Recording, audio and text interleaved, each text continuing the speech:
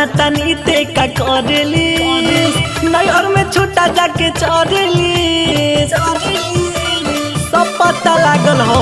जानता नहीं ते का करेली नैहर में छूटा जाके चढ़ली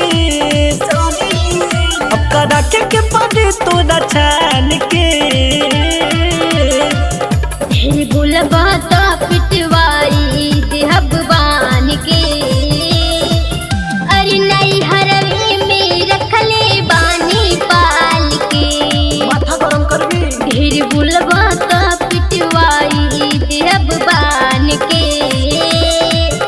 अरे नहीं हरवे में रखले बानी पाल के का कहत रे recording studio, Ganpur.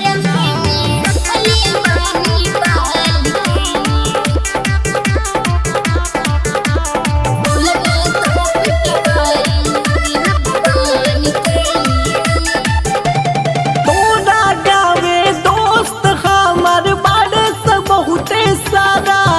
अरे हमरा लभर के आगे ओनन के चले लाना चारा तोरा गावे दोस्त हमर बारे से बहुते सारा अरे हमरा लभर के आगे ओनन के चले लाना चारा का डर में क्यों करा जान के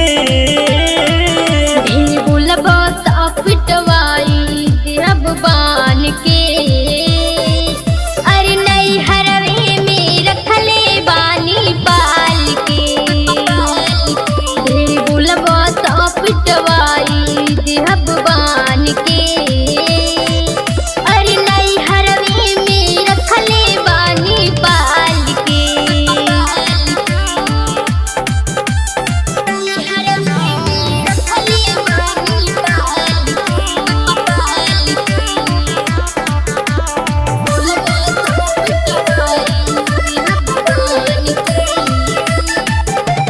मार दे हम गोली जादी हमसे करी बरियारी